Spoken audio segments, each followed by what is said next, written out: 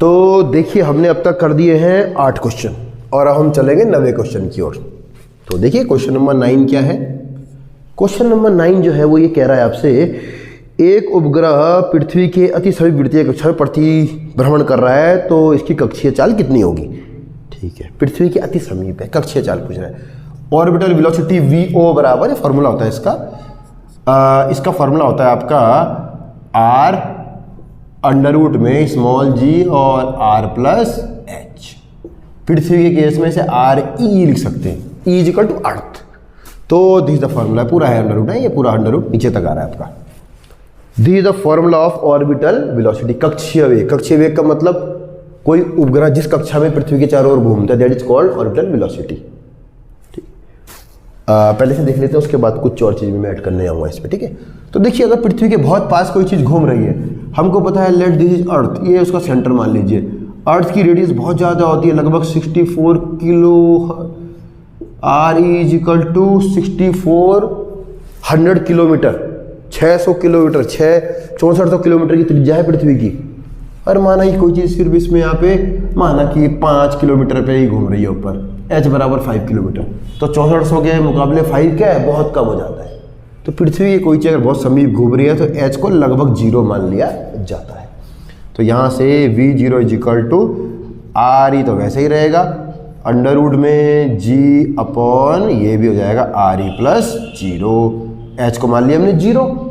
हमारे पास बचा v0 बराबर r ई अंडर रूट में g अपॉन r ई। ये अंडर रूट के अंदर है, ये अंडर रूट के बाहर है। तो मैं अगर इसे काटना चाहूँगा, या मैं चलो कर देते हैं, इसे अंदर लेके चलते हैं पहले। r ई का स्क्वायर इंटू जी बटे r ई। मैं जब इस r ई को अंडर रूट के अंदर ले जाऊंगा तो स्क्वायर भी मुझे लगाना पड़ेगा, है ना। इससे कट गया, हमारे पास बचा v0 बराबर अंडर रूट जी और r E, under root G R. ये मान है, कभी कभी आप सीधे भी से लिख सकते हैं, मतलब याद भी कर सकते हैं, ये होता है एक्चुअली। ऑर्बिटल वेलोसिटी तब जबकि कोई उपग्रह पृथ्वी के बहुत समीप में गुजर रहा हो, यार आसपास उड़ रहा हो, तो that is v0 is equal to root G R. एक चीज और पूछता है कई बार, इसका मान कितना होता है। देखिए g gravitational constant, sorry gravitational acceleration 9.8 metre पर सेकंड स्क्वायर, r ई बराबर रेडियस ऑफ अर्थ। अगर इन दोनों मानों को मैं रख दूंगा तो for earth orbital velocity v0 का मान आता है लगभग 7.92 किलोमीटर पर सेकेंड, या आप 8 भी मान सकते हैं, लगभग 8 किलोमीटर पर सेकेंड। तो पृथ्वी के लिए ऑर्बिटल वेलोसिटी का मान होता है 8 किलोमीटर पर सेकेंड के लगभग। तो इसे आपको ध्यान में रखना पड़ेगा, ये भी पूछा आता है कई बार क्वेश्चन। इससे पहले मैंने एक चीज बताई थी आपको, एस्केप वेलोसिटी का मान 11.2 किलोमीटर पर सेकेंड पलायन वेग, और कक्षीय वेग ऑर्बिटल वेलोसिटी का मान 8 किलोमीटर पर सेकेंड। यानी किसी ऑर्बिट में, माना ये कोई ऑर्बिट है, मुझे यहाँ से और किसी उपग्रह को या सैटेलाइट को ऑर्बिट में स्थापित करने के लिए जो वेग चाहिए, दैट इज दिस। इनके बीच कभी रिलेशन पूछे तो escape velocity v c is equal to under root 2v0, ये मान भी होता है, इसे ध्यान रखिएगा। पलायन वेग बराबर रूट 2 इंटू कक्षीय वेग, ये भी कई बार आपसे पूछ लेता है, तो इन सब चीज़ों को एक बार देख लीजिएगा, पूछ आती है। तो अगला क्वेश्चन देखते हैं हम लोग, है ना। पहले से मिटा देता हूं मैं, फिर देखेंगे अगला क्वेश्चन। देखिए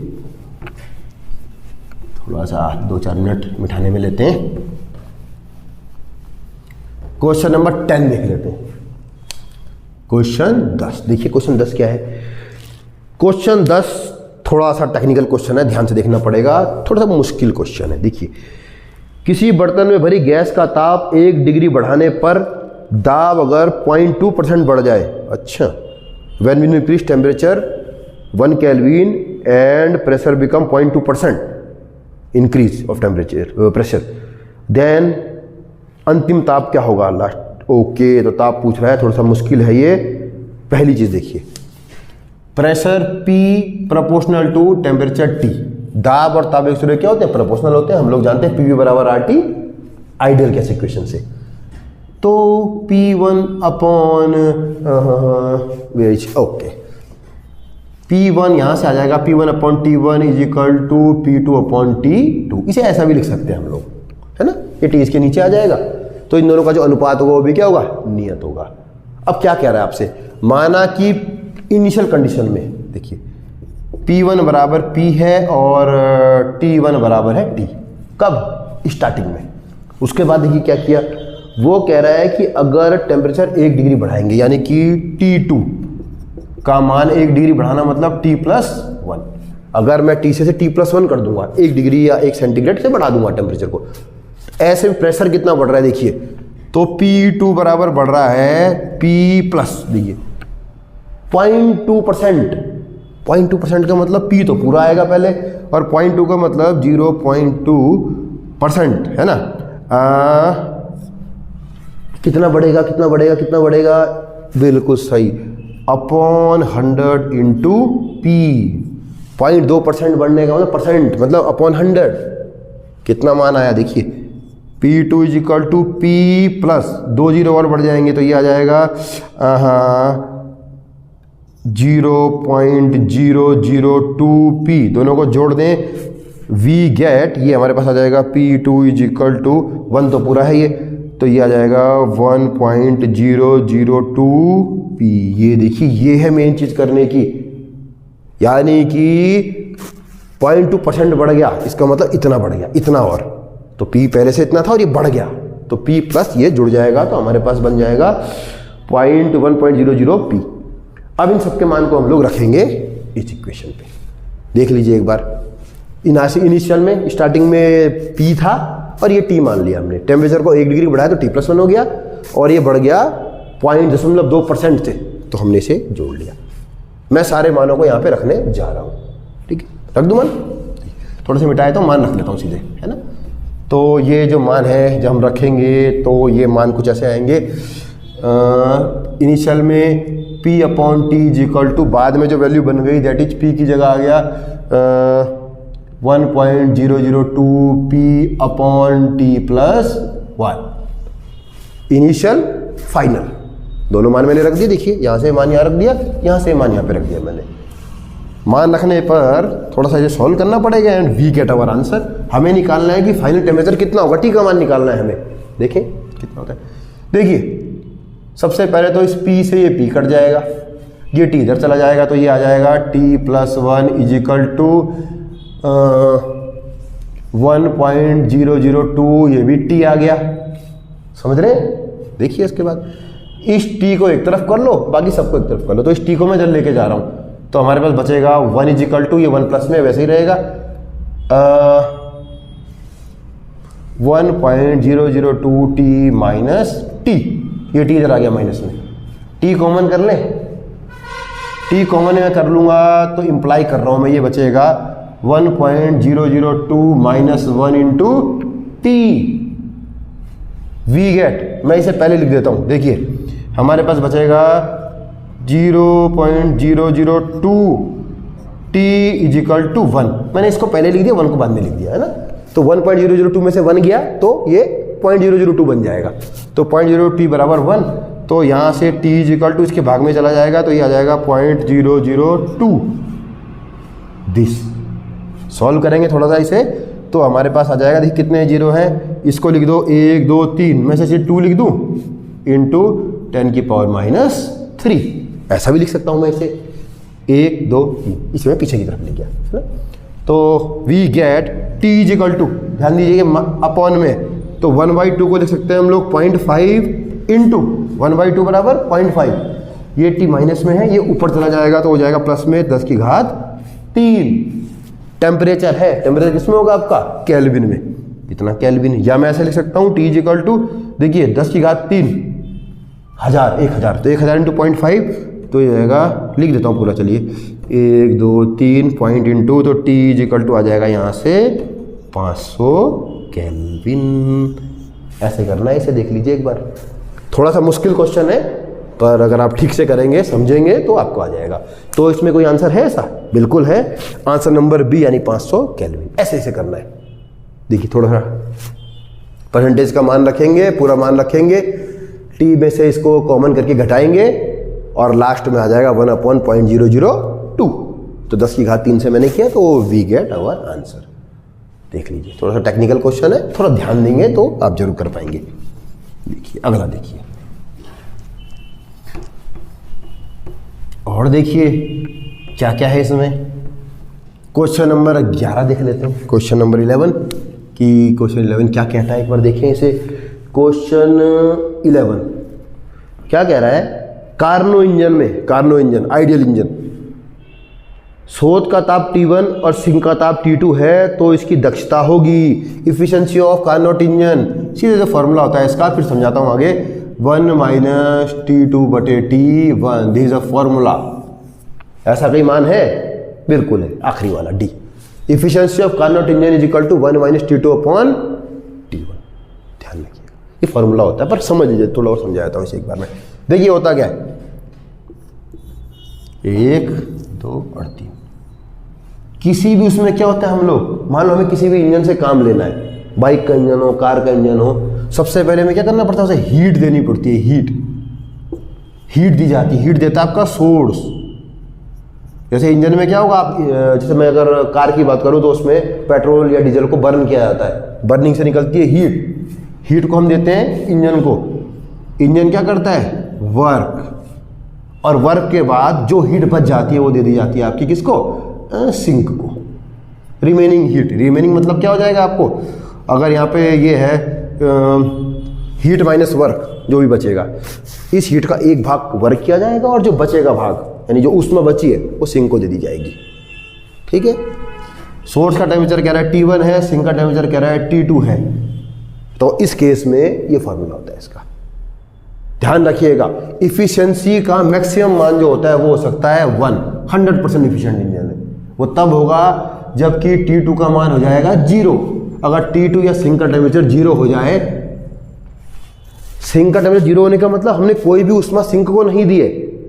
इसका मतलब ये है कि जितनी भी हीट है वो सारी वर्क में कन्वर्ट कर ली गई है ना, जो कि प्रैक्टिकली पॉसिबल नहीं है, ऐसा हो ही नहीं सकता। तो अगर T2 0 तो इंजन 100% इफिशिएंट हो जाएगा, ये आइडियल कंडीशन है, क्योंकि सिंक का टेम्परेचर कभी 0 नहीं हो सकता है, कुछ ना कुछ हीट तो जाती है। साइलेंसर लगा होता है गर्मी को निकालने के लिए। किसी भी अगर आप कार या बाइक बहुत देर तक चलाएंगे तो क्या होता है, गर्म हो जाती है गाड़ी, वो गर्म क्या है, यही तो चीज़ है सिंक, है ना। तो ध्यान रखिएगा, कभी कभी यही पूछ लेते हैं आपसे, कार्नो इंजन 100% इफिशिएंट कब होगा, when temperature of sink is equal to 0, T2 is equal to 0, then this is efficiency is 1 या 100%, जो कि प्रैक्टिकली पॉसिबल नहीं है। आगे बढ़ते हैं।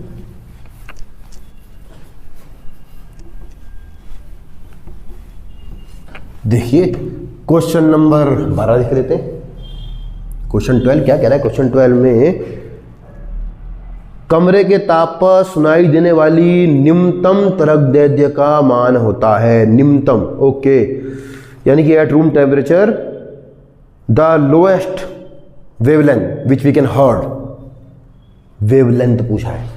देखिए हमको एक चीज तो पता होनी चाहिए ना, कुछ चीजें बताया हूं। वेलोसिटी इज इक्वल टू होता है फ्रीक्वेंसी इनटू वेवलेंथ। पहले तो समझिए, किसी भी तरंग का वेग जो होता है वह आवृत्ति और तरंगदैर्घ्य का गुणनफल के बराबर होता है। हम जानते हैं कि जो ह्यूमन, हम जो मनुष्य जिस फ्रीक्वेंसी की आवाज को सुन सकता है वो होती है 20 हर्ट्ज से लेके 20 किलो हर्ट्ज या 20,000 हर्ट्ज, इस रेंज को हम लोग सुन सकते हैं, है ना। हमें पता होना चाहिए कि आवृत्ति और तरंगदैर्घ्य दूसरे क्या होते हैं, विपरीत होते हैं, व्युत्क्रमानुपाती होते हैं, है ना। तो देखिए आपसे क्या कह रहा है, हमें ये पता है कि जो तरंगदैर्घ्य फ्रीक्वेंसी हम सुन सकते हैं वो ये फ्रीक्वेंसी है, तो तरंगदैर्घ्य कितनी होगी ये पूछ रहा है आपसे इससे। देखिए यानी कि अगर मैं मान रखूं तो साउंड के लिए, फॉर साउंड वेव कितनी होती है, साउंड की स्पीड ऑफ साउंड इज लगभग हम मानते हैं 340 मीटर पर सेकेंड। वेग मैंने यहां से रखा, इज इक्वल टू हमें लैम्डा की वैल्यू निकालनी है, किसकी, मिनिमम वैल्यू। लैम्डा की मिनिमम वैल्यू के लिए फ्रीक्वेंसी की मैक्सिमम वैल्यू लेनी पड़ेगी, कि फ्रीक्वेंसी की मैक्सिमम वैल्यू होगी तो लैम्डा की मिनिमम वैल्यू होगी। इसका उल्टा भी वैसे ही होता है, अगर मुझे मैक्सिमम फ्रीक्वेंसी लेनी होती तो मुझे मैक्सिमम वेवलेंथ देनी होती तो फ्रीक्वेंसी की मिनिमम वैल्यू लेनी होती है ना। तो यहाँ से इसका मान है 20 किलो हर्ट्ज, यानी कि 20 × 1000 है ना, किलो 10⁻³ तो मान रखो। तो यहाँ से लैम्डा मिनिमम जो है वो आ जाएगा 340/20 है ना। यहाँ से कटेगा, यहाँ से कटेगा, एक जीरो कटेगा और कितने 3 है, तो इसे मैं ऐसे लिख देता हूँ। देखिए 34/2 × 10 की पावर कितनी है 12303 ऐसे लिख देता हूँ मैं, लिख सकता हूँ। ये ऊपर जाएगा तो माइनस में आएगा। तो लैम्डा मिनिमम बराबर देखो 34/2 बराबर 17 × 10 की पावर -3। ये नीचे था पॉइंट में तो ऊपर जाके माइनस में आ गया। 10 की पावर -3 = मिलीमीटर। तो हम लिख सकते हैं इसको 17 मिलीमीटर। 1 मिलीमीटर बराबर 10⁻³ मीटर, 17 mm। तो आंसर 17 mm तो कहीं है नहीं, लेकिन उससे मिलता जुलता आंसर जो है वो 20 mm आ रहा है। आंसर नंबर डी है 20 mm। आइडियली तो 17 mm होना चाहिए, पर आंसर क्योंकि नहीं दिया हुआ है तो हम इसे 20 mm मान लेते हैं। तो यहाँ पर डी जो है वो आंसर हो जाएगा। देखिए कैसे करते हैं। Velocity of sound = frequency of sound into wave length. Wave length की मिनिमम वैल्यू के लिए फ्रीक्वेंसी की वैल्यू मैक्सिमम होनी चाहिए, जो मैंने मान रखा और आंसर निकाला। ऐसे करते हैं इसे। देखिए अगला, आइडियली तो 17 है इसका आंसर, पर क्योंकि दिया हुआ नहीं है तो हम 20 ही मान लेते हैं, है ना। देखो भाई और क्वेश्चन कौन कौन से रह गए हैं। क्वेश्चन नंबर 13, 25 क्वेश्चन करने हैं ना, तो 25 में से सोच रहा हूँ मैं 14 तक आज करा लेता हूँ, 13 कल देख लेंगे, है ना। देखते हैं कितने हो पाते हैं। अच्छा देखिए अगला, ये तो आसान है। क्वेश्चन नंबर 13 कह रहा है आपसे कि सितार में जो तरंग है वो कौन सी वाली होती है। यानी कि सितार एक इंस्ट्रूमेंट होता है और उस पर जो कंपन उत्पन्न होता है वो कौन सा होता है। देखिए क्या कह रहा है, प्रगामी अनुप्रस्थ तरंग, प्रगामी अनुदैर्ध्य कंपन, जैसा कि ऊपर लिखा है, अप्रगामी अनुप्रस्थ और अप्रगामी अनुदैर्ध्य। तो तरंग होगी, देखिए क्या है इसमें, एक सितार के दोनों एंड क्या होते हैं, बंधे हुए होते हैं, बाउंड होते हैं। देखिए समझ लीजिए, स्टेशनरी वेव या प्रोग्रेसिव, दो वेव्स होती है, एक होती है प्रोग्रेसिव वेव, एक होती है स्टेशनरी वेव। प्रोग्रेसिव वेव जो कि आगे की ओर लेके चलती है किसी भी एनर्जी को, इसके एंड बाउंड नहीं होते, इसके एंड खुले हुए होते हैं। हो सकता है एक एंड बाउंड हो जाए लेकिन दूसरा एंड खुला हुआ होता है, तो सीधे आगे निकल जाती है वेव। लेकिन अगर हमने दोनों एंड को बाउंड कर देंगे तो वेव कुछ ऐसे चलती है। देखिए ये चली, ये और यहाँ से बैक करके वापस आ जाती है, ऐसे करके वेव। फिर ये अंदर बना हुआ है तो ये घूमती रहती है। यानी कि दो एंड को बाउंड कर देने पर जो वेव बनती है दैट इज स्टेशनरी वेव, अप्रगामी तरंग, है ना। और सितार के केस में, सितार के हम वायर को छोड़ेंगे तो क्या ऊपर और नीचे की ओर गति करने लगता है, इसका जो होता है, जो कंपन होते हैं। देखिए वायर है, जैसी वायर को हम छेड़ेंगे उसे तो यूं करके वेव चलती है, और ये होती है अनुप्रस्थ तरंग, ट्रांसवर्स वेव। तो this is example of transverse wave. कौन सी वाली, स्टेशनरी ट्रांसवर्स वेव, यानी कि अनुप्रस्थ अप्रगामी कंपन या तरंग उत्पन्न होती है। तो सी इसका आंसर हो जाएगा, ध्यान रखिए, है ना। जो आपकी स्टेशनरी वेव होती है उससे एनर्जी जो होती है वो ट्रांसफर नहीं होती, बल्कि दो बिंदुओं के बीच में एनर्जी क्या होती है, रहती है। क्वेश्चन 14 देखिए, ये तो है 14 क्या कह रहा है। अच्छा, उत्तल दर्पण की फोकस दूरी 20 है। अच्छा ठीक है, कौन सा दर्पण बोला है इसने, उत्तल दर्पण, कॉन्वेक्स मिरर। और कॉन्वेक्स मिरर की फोकल लेंथ हमेशा होती है पॉजिटिव में, ये आपको पता होना चाहिए। चाहे कॉन्वेक्स लेंस हो चाहे कॉन्वेक्स मिरर हो, फोकल लेंथ हमेशा पॉजिटिव में, कॉनकेव के लिए नेगेटिव में। तो लेंस फॉर्मूला है 1/f = 1/v + 1/u। f बराबर focal length of mirror, mirror की बात हो रही है, v = इमेज की पोजीशन और u = ऑब्जेक्ट की पोजीशन, वस्तु की पोजीशन। तो क्या क्या दे रहा है आपको, देखिए फोकल लेंथ f कितनी दी है इसमें, फोकस दूरी है 20 सेंटीमीटर। तो यहाँ पे f बराबर है 20 सेंटीमीटर, या प्लस में ले लेंगे हम पहले, क्योंकि कॉन्वेक्स है तो प्लस में होगा। ठीक है, क्या कह रहा है उसके बाद, दर्पण के सामने ध्रुव से 20 सेंटीमीटर दूरी पर वस्तु रखी हुई है। यानी कि u कितना दे रखा है, ये 20 है, तो 20 का मतलब -20 सेंटीमीटर। u हमेशा माइनस में होता है, ध्यान रखिएगा। लेंस और वो हमेशा हम बाईं ओर लेते हैं, तो वो हमेशा u को नेगेटिव में ही लेना पड़ता है। तो मान रखें वी गेट, तो 1/20 is equal to 1/v, v का मान हमें ज्ञात करना है -1/20। माइनस मतलब मैंने इसे माइनस में ही लिखा, माइनस में मान था इसलिए। v का मान निकालना है तो इसे इधर दे देंगे हम लोग, तो ये आ जाएगा 1/20 plus 1/20 is equal to 1/v। ये माइनस में था, इधर जाके प्लस में चला गया। 20 को कॉमन करो, 1 + 1 इज इक्वल टू 1/v। ठीक है, तो मैं यहाँ से लिखने जा रहा हूँ, मैं v को पहले लिख देता हूँ। तो यहाँ से 1/v is equal to 2/20 is equal to 1/10, या दोनों को उलट देंगे, v is equal to 10 centimetre, क्योंकि दोनों सेंटीमीटर में, तो दिस इज आंसर। तो इस प्रकार से बाय मिरर फॉर्मूला हमने इसमें मान रखे दोनों के दोनों with sign, and we get our answer. The convex mirror, the position of image v is equal to 10 centimetre. तो 10 सेंटीमीटर आंसर है इसका बी, तो इसका बी जो है वो आंसर हो जाएगा। देखिए देखिए देखिए, आज तो 14 क्वेश्चन हो चुके हैं। चलिए आज के लिए बहुत है, 14 क्वेश्चन हम लोग कर लेते हैं, है ना। 25 करवाने हैं, 14 में करवा चुका हूँ, और बाकी के 13 क्वेश्चन हम लोग करते हैं नेक्स्ट क्लास में। तो आप देखिए, ये पेपर है, पेपर का स्टैंडर्ड भी आपने देख लिया क्या आ रहा है। तो आप लोग मेहनत कीजिए, और उम्मीद करते हैं कि आप अच्छे नंबरों से यहाँ पे क्वालिफाई करें, और अच्छा इंस्टीट्यूट और अच्छी जो ट्रेड या ब्रांच है वो आपको मिले। चलिए थैंक यू, बाकी पार्ट 2 में हम कंटिन्यू करेंगे।